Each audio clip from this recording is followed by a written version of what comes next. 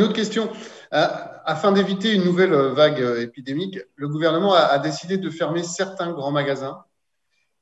Alors, je voulais savoir, est-ce que des aides financières sont prévues pour venir en aide aux officines qui seraient installées dans les galeries marchandes de ces grands centres commerciaux? Alors, il y a globalement, on va y revenir tout à l'heure, mais globalement, les pharmaciens ont une activité qui se tient. Mais il y a un certain nombre d'entre nous qui ont des situations catastrophiques, qui ont des situations humaines catastrophiques, qui reçoivent des injections à payer des fournisseurs, qui sont harcelés par des dettes de loyer, voilà. Donc, et ça, on ne peut pas le chiffrer, mais c'est quelques centaines de confrères en France. Ils sont dans les lieux de passage qui sont fermés, les lieux de transport, les galeries commerciales, les pharmacies de montagne qui sont également très impactées dans les Pyrénées, dans les Alpes, voilà, parce que les stations sont fermées.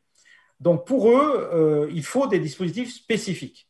Voilà. Donc on va le réclamer à l'assurance maladie, mais je dois vous dire que ça dépend également de la pharmacie, la entreprise.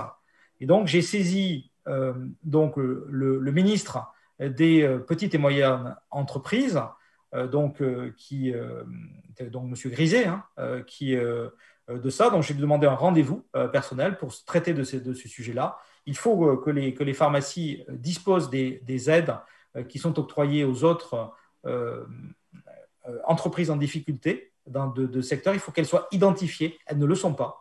Et donc, il faut les identifier. Donc, j'espère qu'Alain Griset va pouvoir faire ça.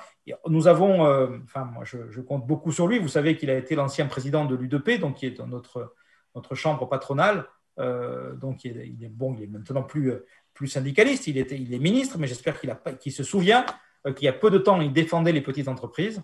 Et donc, je compte beaucoup sur ça.